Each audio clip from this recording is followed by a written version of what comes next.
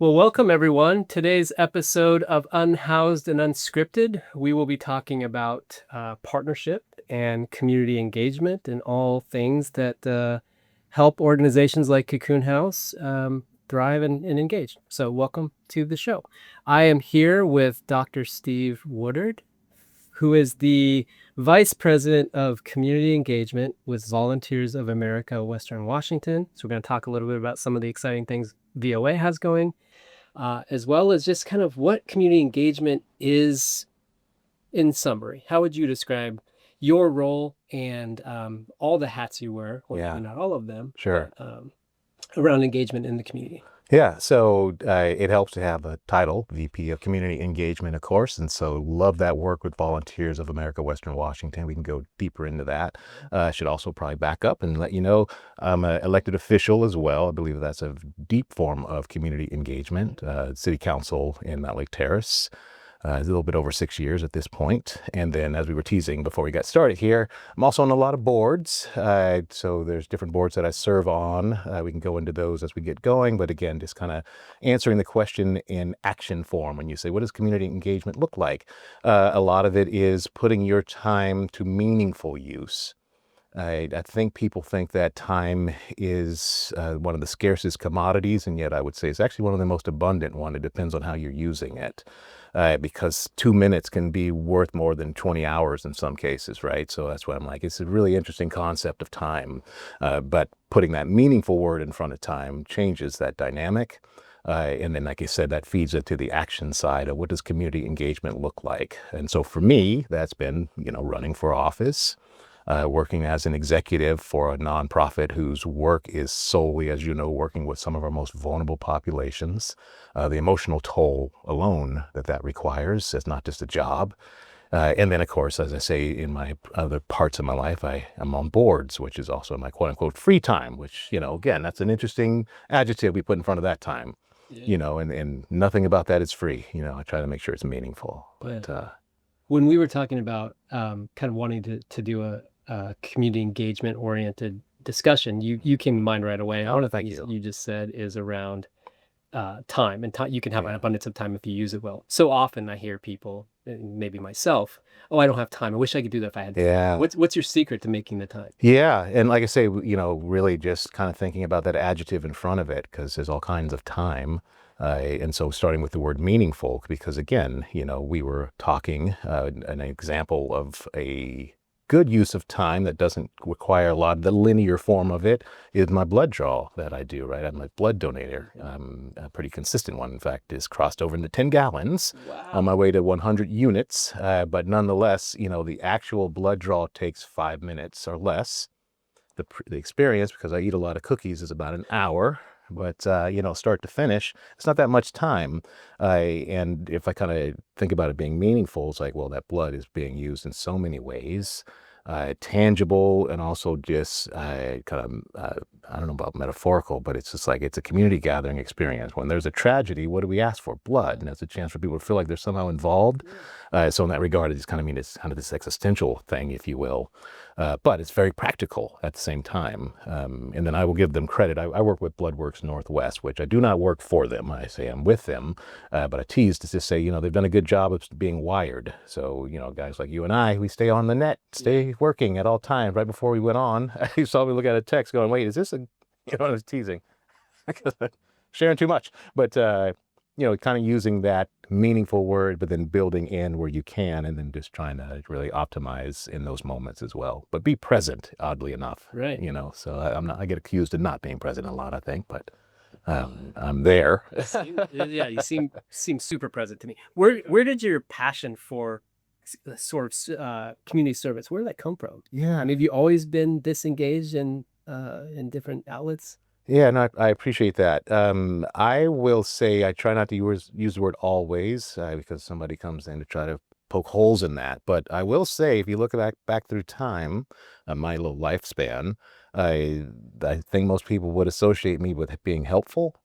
And so I would start there. I mean, I thought that was kind of the genesis of most things. You just want to be helpful. Like, I don't know that you cannot want to be helpful and then go be helpful. I think you actually want to be helpful. as odd as that sounds. And I think there's something innate about wanting to not see suffering. Right. So when you bring those two together, I think, growing up, I didn't see a lot of suffering, but I was aware that not everybody had the same experience. And I think that was because my parents were engaged, and so we were exposed, to lots of ways of being in the world. And some of that, I think, probably just took root in ways I didn't imagine, to where I just summarize it as service is my calling, is the strangest way of wanting to be, but it's the only way I know how to be is in service to someone else. But it feels like I'm in service to self when I'm doing that. So it's like It this serves weird you to separate. help others, right? Like Therein lies, when you said, what's the secret? I'm like, it's amazing how, and I've been talking about this in other spaces where people don't realize whatever it is you think you went to do, you're actually getting a lot more out of it than the folks you think you're helping. And that's just such a, selfish way to look at it, but it's the reality of it is that, I've yet to have someone volunteer and go, man, that was a useless time, even though it was a bad experience, or it was a very sensitive sense, something you were dealing with, there was still something, I don't want to go so far as to say godly, but I suspect that that's elements of it that is otherworldly, at least for folks who don't believe in faith or have faith, but still it's something bigger than yourself. Right. But again, it's getting at easing suffering at the same time. No matter what the help is, it's easing suffering. I think that sort of starting at a place of I want to be helpful. So many people want to be helpful and don't really know how. And one of the things that's on my mind right now is this big announcement that SNAP benefits are potentially going to be cut off for, I think it's 900,000 people in Washington State. And just having conversations about what people who have access to food can do. Yeah. And I talked with Brian Smith from the VOA and talked a little bit about the food banks and how they're a hard model to operate financially and really needing support from the community. And I think about how many people within our staff or how many people within our community have access to food that they can take to a local food bank and support. Yeah. And what that actual impact of being able to feed a family or feed someone who doesn't have resources for food without really feeling the impact personally. Like, I'm not going to be impacted negatively if I take a couple grocery bags worth of stuff from my house into a food bank, but the impact I can make is huge. So recognizing that and feeling that sense of community, I think is something that I would encourage people. I'm sure you would encourage people to get involved with, even at that very basic level. Yeah. And, I appreciate that. And, a couple of things that you said in there I'd pull forward was strong leadership. You mentioned Brian Smith, so our CEO, president and CEO, but we're also now, as of this morning, we are now aware that our governor, Ferguson, is redirecting, 2.2 million into the food bank system here, right? So, to me, that's strong leadership as well. What's interesting, and, I'm going to force us in that direction, but when he makes that announcement, he definitely goes the way you just did, which is powerful, and I hope people heard that message. Genuinely, you have stuff in your cupboard that can save a life, and you duplicated it already. It's like, I've got 3 things of mashed potatoes, because, I'm going to eat mashed potatoes in the next 2 days. I need 3 boxes or whatever it is, right? You can see I'm not a cook. I don't know what mashed potatoes look like. So that's I'm going to say I've mashed some potatoes for the record, but in my mind I had a box. That said, though, that's revolutionary. The people to stop, look at your quote unquote pantry if you have one right there. Time out. If you have a pantry, we are talking to you, right? That you have space for something like that. And for the record, it might be your next door neighbor. Right. So it's not like way out there anymore. It's genuinely, if it's not in your home, in some cases, folks know that now, or realize they're very close to it themselves. It's definitely within, a very small radius of your home. But where I was going with that is, that's a powerful message to have. I absolutely support that message, especially having the food banks and distribution centers. But he also said something else, but it only got 2 words, and volunteering. Yes. And I was like, oh, please run with that. And if he did, they didn't cover that. And again, I come back to this. What can you do right now in meaningful time? An hour in your local food bank is beyond measure in terms of its impact, whether you are greeting the folks who are coming or you're in the back sorting. I've done all of that. So it's like I can promise you each element of it has some level of, you've made a difference. And it doesn't have to be a food bank. There's so many ways now we kind of pull it larger and think about just your time. in engagement. I think that that's one of the most useful things people can learn early on is volunteering matters. I think we're at a very culture-driven, in terms of money-driven culture, I should say. So it's hard to get people to recognize you don't associate value with impact. It's not a dollar development. It's not, I don't have to pay you, and that's how I know it was something. Right. And free, sometimes free, it's never free. That investment you make with your time, which is worth something, matters now more than ever, I would say. Yeah, we're at Cocoon House, we're really fortunate. We don't operate a food bank, but we do feed obviously hundreds and hundreds of young people. Yeah. And we have opportunities where volunteer groups, we just had a group yesterday from Coastal Community Bank come in, but we have so many different businesses and organizations and community groups that come in, bring food in, prepare food in our kitchen, and then provide it to the youth on site every single day. And that impact that those people experience by being of service, being able to see the product come into, it's coming in boxes, but by the time it's done, we've got this large spread of food that gets served at our drop-in center. And it's impactful for people to see kind of the results of their effort. And it's not necessarily a financial thing that they're contributing, but that time and kind of the care and being in the space of where that gets served, I think is impactful. But it's really meaningful. For sure. Great bit of support through that. This community has great corporate, there's so much generosity, whether it's through corporations, businesses, just local individuals. And I love the way we rally around causes or rally around projects, which kind of brings me to the question of the Lynnwood Neighborhood Center. Yeah, right on. Yeah. So I want you to talk a little bit about kind of, if you have all this detail, it's been in the making for a long time. Yes. But what's the vision for the Lynnwood Neighborhood Center? Yeah. And then how does community and broader engagement kind of play into what's going to happen there? Yeah. So we could do a podcast completely just on that question alone, just to be fair. So I'm going to give the much condensed version, but it has to begin with Trinity Lutheran Church and Schools.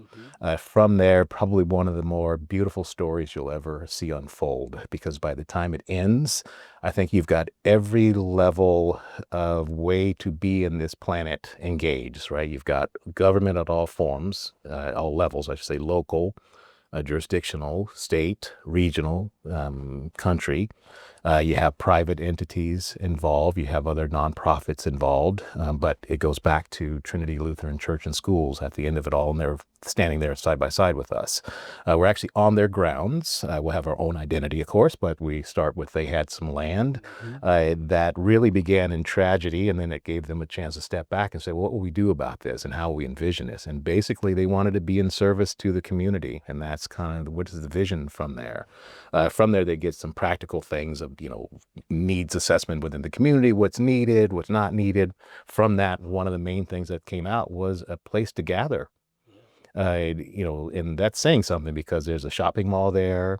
There's a community college nearby. There's lots of places where there are groups of people, but it's not a sense of belonging. And that's what they were looking for. So I think from Trinity Lutheran Church and Schools perspective, here was a chance to bring all of that together, but they didn't have the expertise, if you will, to bring it to reality. You can dream it, but then you need an engineer at the end of the day. You're going to need an engineer to help do that, which is where the VOA story starts to come alongside. There's some other, important players in there, parishioners in particular. Rick Steves is early on there to give some seed money, of course, to get that going. But at the end of it all, it's a lot of different organizations believing in a vision of collectivity. I'm coming out of higher ed before I joined VOA.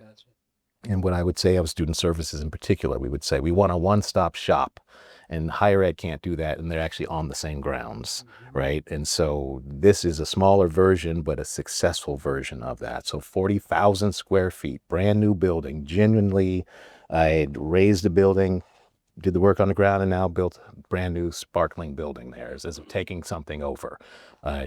This is amazing, which I start there because, again, we're talking about the most vulnerable populations, and you have invested $26.4 million, I believe is how much the project is.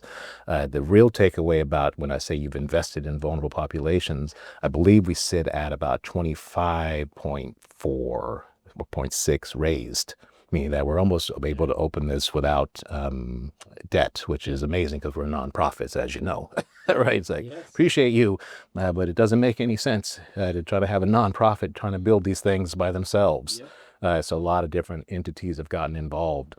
But in that 40,000 square feet, that bottom floor, we say, is dedicated to the life cycle. So I can start mentioning some of the partners in that regard. Actually, if you walk up to the building, you'll see it says Lynnwood Neighborhood Center, but you also see it says Boys and Girls Club. Big partner early on. We are in relationship in other spaces as well, so it just made sense. So at that point, you're looking for like mission, right? Which is why Cocoon House is, of course, upstairs with us. You're looking for missions because when you think about one-stop shop, it doesn't make sense if you're pulling in different directions. Right. So even though we might work with different parts of the life cycle, we are a collective entity, if you will, and looking forward to that. So when we start with Boys and Girls Club, I would also back it up and say we actually have early learning. So to start with early learning, and it will run the whole gamut all the way up to respite care. I'm just talking on that first floor. Also on that first floor, going back to what the needs are, he said, wait a minute. He said, gathering space, Steve. That was what the need was. Well, that first floor is actually dedicated to just gathering. Mm-hmm. So even though stuff I will talk about might need an appointment for, might need money for, we have a cafe, we have a commercial kitchen, we have an event space. So again, you might feel like I need RSVPs or something like that. No, it's actually just come in. And if I pull back to Rick Steves, if there's a couple people on the planet who still haven't understood the work that he does, he has brought a lot of that work back to us. And with that, the idea of the piazza, which you see around the world, historically speaking, as well as present day, well, you have a piazza in Lynnwood. That's amazing. And it's designed for you to just come and feel some sense of belonging. Which, is before you move upstairs to talk about Cocoon House, Child's Drive, Latino Education Training Institute. I'm, cutting short a lot of the partners that are up there because it's on the website. Right. You can find that in details. Yeah, but you'll see it's all folks who are like-minded. Behavioral health is up there. So Center for Behavioral Health is part of us. Did I say that right? I always get these names kind of interwoven in my head. Mm-hmm. But it's dedicated to the life cycle on that first floor, dedicated to resources on that second floor is where I was going with that, where really it's everything from behavioral health to the partners that we mentioned, the nuances and the culture that they bring and the dynamics that they bring. We hope everybody is able to work together. There's spaces designed up there for the partners to come together. There'll be hot desks for folks who are at this point going, I want to be inside this. You are inside, come on in. But, we might have a hot desk for you to do some work. You were mentioning that some of the work you all do here is around GED. Mm-hmm. Everything around that, preparation, taking everything, I suspect, because there's so much to that. Right. Well, there's a computer lab, a tech lab up there. Who's to say folks don't bring their talents? I'm kind of now migrating to this idea of like, well, we got this beautiful building, and I'm naming nonprofits and organizations, but what can the individual do? Individual can step in, tying this all together back to volunteering. Bring your resources in the sense of yourself. What is that talent that you have? What's that passion?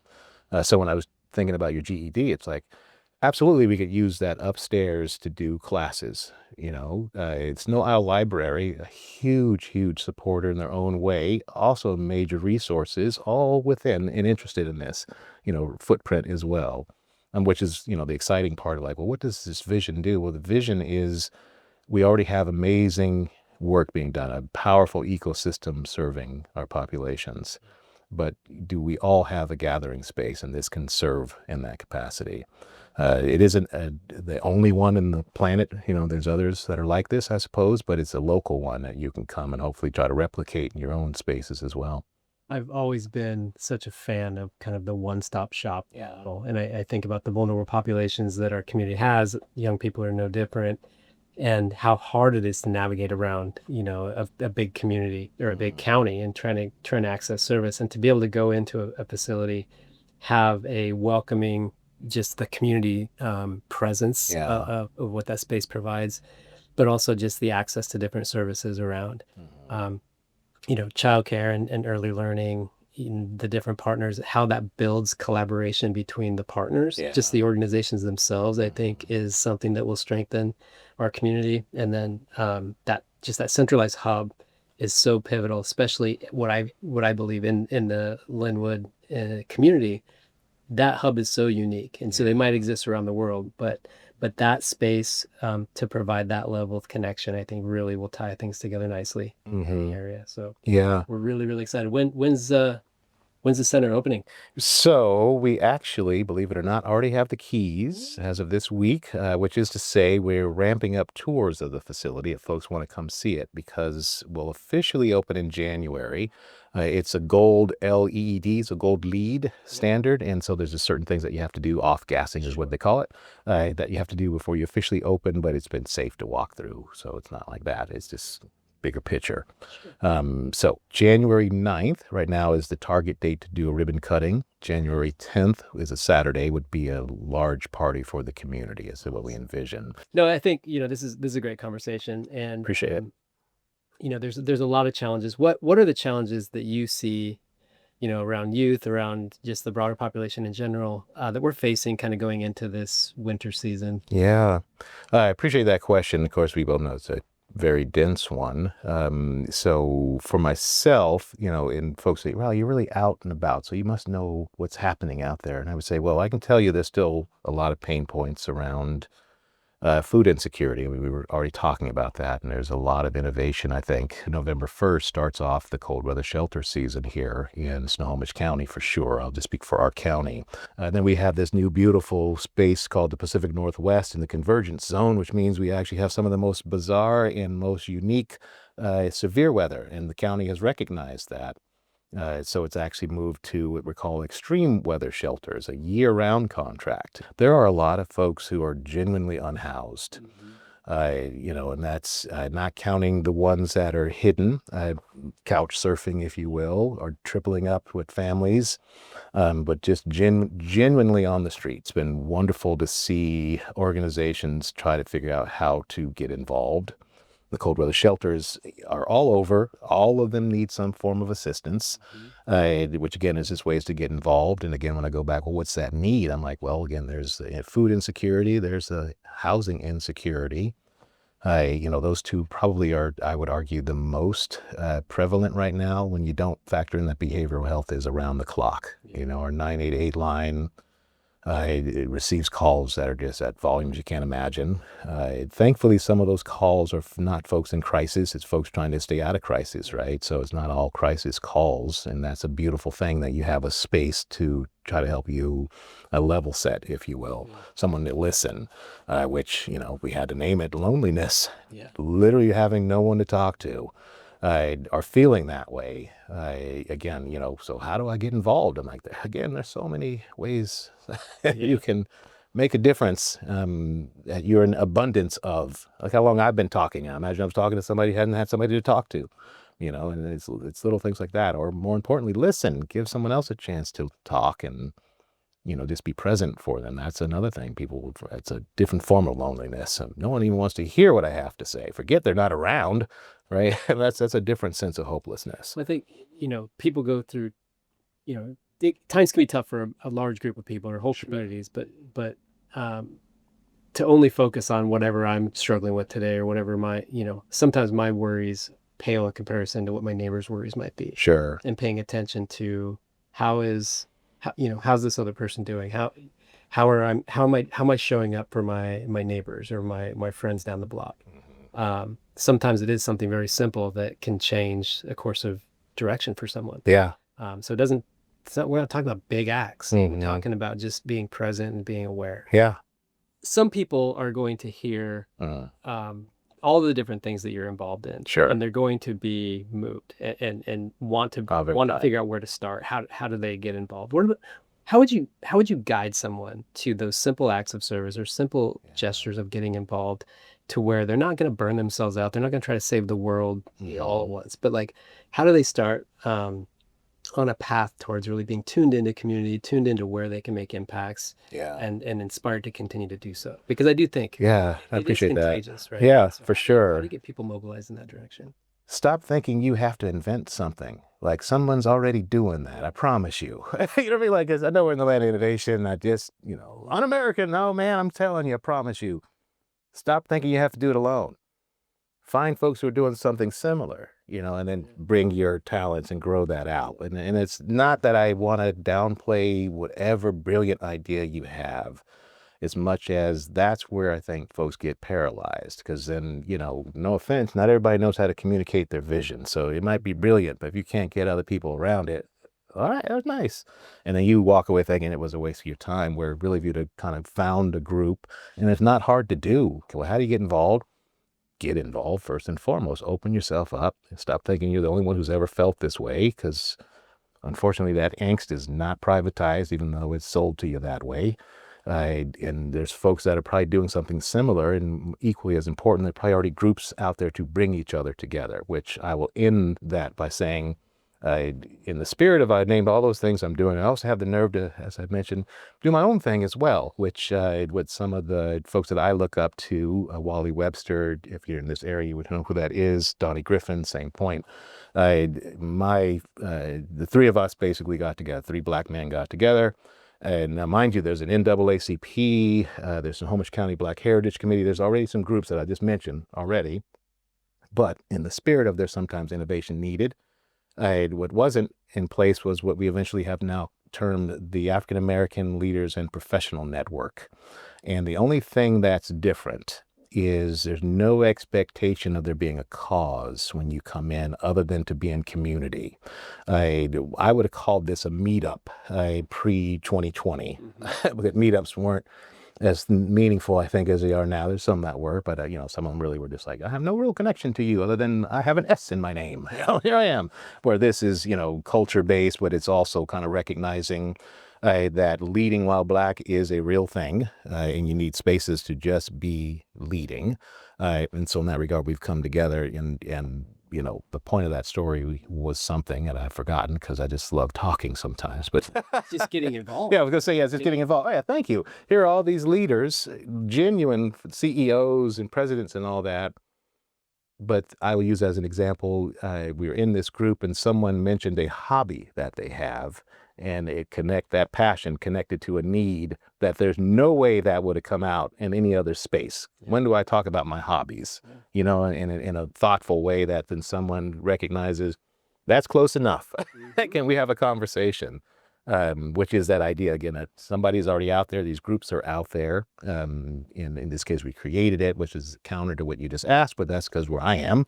If I don't see it, I'll go create it. So again, I don't want to stymie creativity, but I do want to encourage you to recognize somebody probably had that same concern, and your passion is unique for sure, but the need is, universal enough that you can find folks to carry your vision forward as well. Well, I just really am grateful for your vision and just the way you think about service, because it's really evident that it goes deep within who you are, not just what you do, but just how you show up in all your different hats each and every day. So thank you very for sharing. But really important, because you touched on, what are your hobbies? Yeah. So reading, as you might guess. Yeah, I was going to say, reading. I commune with Luna every night. That's my decompression. Is hanging out in the backyard and thinking. I am a poet. I just haven't written it down in a long time. So writer. So reading and writing, those go hand in hand. I'm a huge Seattle Storm fan. So in that regard, my spouse is a high school teacher in the district. We're very fortunate to both work in our actual community. But as you can imagine, as a teacher, she is very busy for about a solid 12 months. So in that 13th month, we carve out this time to be big Storm fans, but, to reconnect as well. So in that regard, definitely a big sports person. And then I have a grandson now, which only reason I didn't start there as a hobby, as that sounds kind of weird.